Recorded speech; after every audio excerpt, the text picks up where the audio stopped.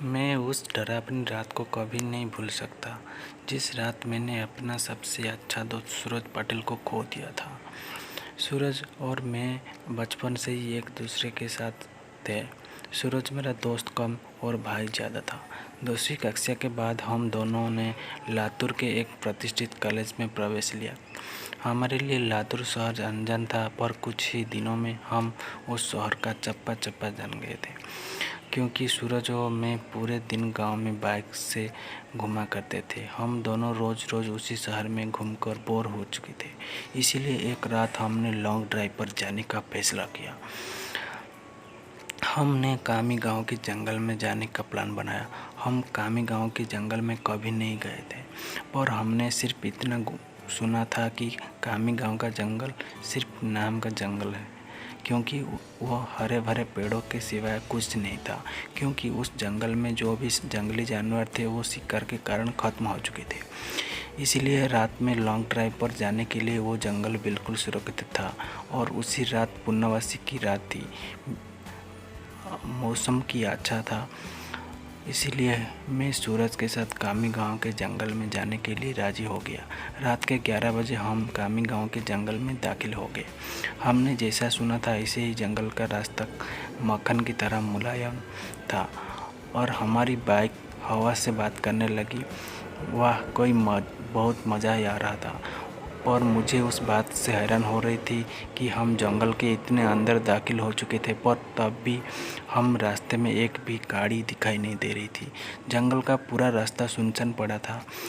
तभी रास्ते में एक पुल दिखाई दिया। सूरज ने उस पुल के बीच बीच बाइक रख दी। वो अंग्रेजी में द्वारा नदी में बनाया गया 100-200 साल पुराना ब्रिज था। पुल के बगल में एक बड़ा सा बोर्ड लगा हुआ था और उस पर लिखा था एसटी जॉर्ज ब्रिज।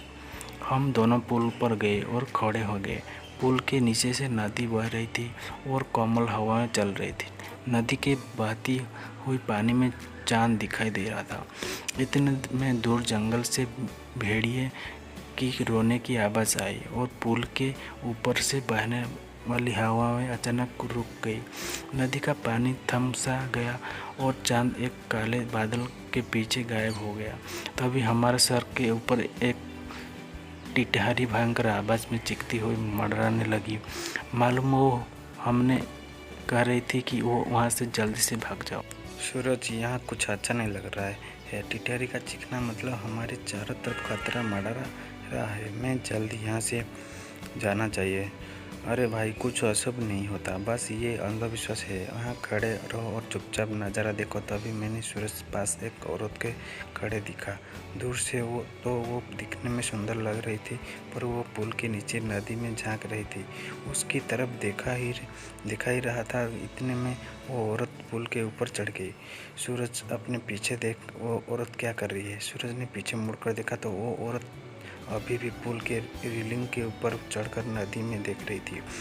भाई, वो खुदकुशी करने की कोशिश कर रही। सूरज ने मुझसे कहा, खुदकुशी? ये शब्द सुनकर मेरे हाथ पैर कांपने लगे, क्योंकि जब मैं एक बच्चा था तब मैं दादाजी के खुद को फांसी लगाकर खुदकुशी कर ली थी, और वो मैं ही था जो उन्हें पहली बार फांसी पर लटकते हुए देखा था। इधर सूरज और उस औरत के रोकने के लिए उसकी तरफ भागा, लेकिन मैं वही खड़ा था, क्योंकि फांसी पर लटकते हुए मेरे दादाजी मेरे सामने आ रहे थे। सूरज तेजी से चिल्लाए, और चाची, क्या कर रहे हो? उतरो, यहाँ से गिर जाओगी। सूरज की आवाज़ सुनकर मैं होशों में आया। सूरज उस औरत को बहुत ही करीब पहुँचा था और तभी वो औरत नदी में कूदी गई। तब तक वो दौड़ते सूरज के पास जा पहुँचा। वो औरत हमारे सामने नदी में डूब रही थी और चीख रही थी, बचाओ बचाओ। पर हम उस सिर्फ डूबते हुए देख रहे थे, क्योंकि हम दोनों बहुत ज़्यादा डर गए थे। वो औरत मदद के लिए बुला रही थी। फिर तभी सूरज ने अपनी टी शर्ट उतारा और पूरे रिंग पर चढ़ गया। मैंने उसका हाथ पकड़कर उसे रोकने को बहुत कोशिश की, लेकिन वो नहीं माना। उसने मेरे हाथ से अपना हाथ छुड़ाकर उस लड़की को बचाने के लिए नदी में कूद गया। सूरज नदी में कूदते ही उसने अपने आसपास देखा तो उसी औरत कहीं भी दिखाई नहीं दे रही। उसने सोचा कि वो डूब चुकी होगी। फिर उसने गहरी सांसें ली और पानी के अंदर डुबकी लगाई। कुछ देर बाद वो पानी के ऊपर आया, लेकिन वो लड़की कहीं दिखाई नहीं दे रही थी। मैंने आंखों बंद करके भगवान से प्रार्थना की, लेकिन जब मैंने आंखें खोली तो मेरे बगल में ही पुल की रेलिंग पर वही औरत बैठी थी जो कुछ देर पहले नदी में कूद गई थी। वो किसी जंगल जानवर की तरह पुल की रेलिंग पर बैठी हुई थी और नदी में सूरज की तरफ देख रही थी। मैं मन में ही मन सोच रहा था कि तभी मुझे लगा कि ये औरत नहीं बल्कि एक चुड़ैल है, और मैं डर के मारे कांपने लगा और सूरज से चिल्लाया, सूरज। तभी वो चुड़ैल ने मेरे तरफ देखा। वो जैसे ही देखा मेरा सिर पर थक कांपने लगा। चेहरा काला और आंखें पीली थी। माथे पर बड़ा सा कुमकुम था और नाक से बड़ी सी नत्थी। उसके मुकले दांत उसके मुंह में बाहर निकल हुए थे और उसके नाखून जंगली जानवर की तरफ लंबे और नुकीले थे। चुड़ैल, क्या हुआ? मुझे ढूंढ रहे हो? सूरज पानी की सतह से हम देख रहे था।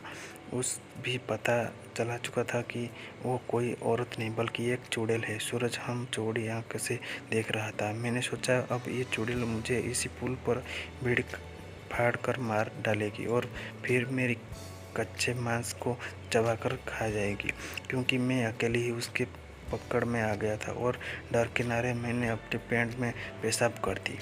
चुड़ैल, डरो मत, मैं तुम्हें उसे अपने साथ नदी में ले जा रही हूँ। जब मैं सुना दहल उठा। मैंने सूरज से चिल्लाते हुए कहा, सूरज जल्दी से पानी से बाहर निकल, और नहीं तो चुड़ैल तुम्हें पानी में ले जाएगी। सूरज पूरी तरह से डर गया। उसके हाथ पैर सुन्न हो गए और एहसास हो गया कि वो नदी में बाहर नहीं निकल पाएगा, क्योंकि वो नदी के बीचों बीच था। चुड़ैल मेरे तरफ देखकर मुस्कुराई और फिर नदी में छलांग लगा दी। सूरज आखिरी बार चिल्लाया और चुड़ैल उस पानी में अपने साथ ले गई और कुछ देर में पानी से बुलबुले निकलते रहे। कुछ देर बाद वो भी बंद हो गए। मैं आंखें फाड़ फाड़ कर नदी में देख रहा था और सूरज का पुकारा और उतने में नदी के पानी में खून दिखाई दी। मेरी आंखों के आंसू आ गए और मैं समझ गया कि उस चुड़ैल ने सूरज को मार दिया और वो सदमा बर्दाश्त ना कर सका। मेरे आंखों के सामने अचानक अंधेरा छा गया और मैं उसी जगह पर कुछ देर तक पानी के बुलबुले निकलने रहे थे। कुछ देर बाद वो भी बंद हो गए। मैं आंखों फाड़ फाड़ कर नदी में देख रहा था और सूरज को पुकारा रहा। इतने में नदी पानी के में खून दिखाई दिया। मेरी आंखों में आंसू आ गए और मैं समझा गया कि उस चुड़ैल ने सूरज को मार दिया और मैं सदमा बर्दाश्त बेहोश हो गई। जब मुझे होश आया तो सुबह हो चुकी थी और 4-5 लोगों से घिरा हुआ था पुल। काफ़ी सारे लोगों की भीड़ जमी हुई थी। लोग पुल के नीचे झांक कर देखती थी, उठा रही थी। दौड़कर पुल के पास गया और देखा पानी में नदी के किनारे सूरज की लाश तैर रही थी। उस चुड़ैल ने बड़े बड़े बेदर्शी से सूरज के सीने से दिल निकल लिया है। मेरा सबसे अच्छा दोस्त मुझे छोड़कर चला गया। उस दिन मुझे कामी गांव के लोगों से पता चला कि उस नदी में 100 साल से पहले से किसी से चुड़ैल का वास था।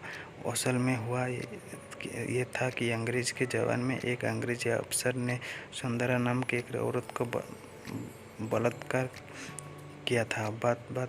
बात आसपास के हर गांव में फैल गई थी। इस कारण सुंदरा से गांव की कोई भी औरत बात नहीं करती थी, क्योंकि सब लोग कहते थे कि उसकी पवित्रता नष्ट हो चुकी है।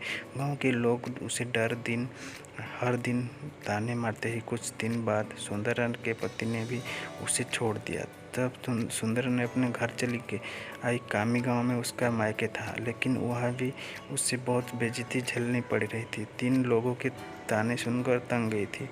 इसलिए एक दिन पूर्णमासी के रात सुंदरा ने कामी गांव के एसटी जॉर्ज ब्रिज से नदी में कूदकर खुदकुशी कर ली थी। मरने के बाद वो चुड़ैल बन गई और पूर्णमासी की रात सुंदरा ब्रिज पर आती थी और लोगों को उसी तरह कपट से अपना शिकार बनाती थी। कामी गांव के कुछ बुजुर्ग लोग ये भी कहते हैं कि 100 पुरुषों या लड़कों का दिल खाने के बाद वो चुड़ैल फिर से एक सुंदर औरत बनने वाली थी। इसीलिए वो सिर्फ पुरुषों के लिए अपना शिकार बनाती थी और उनका दिल वो चबा जाती है। सूरज के मारने के बाद कामी गांव के एसटी जॉर्ज ब्रिज पर कभी भी वो चुड़ैल दिखाई नहीं दी। इसीलिए कामी गांव के लोग कहते ही मेरा दोस्त और चुड़ैल का आखिर शिकार था। और उसके बाद वो फिर से जिंदा और सुंदर स्त्री बन गई और अभी वो किसी आदमी के साथ सामान्य जीवन जी रही होगी।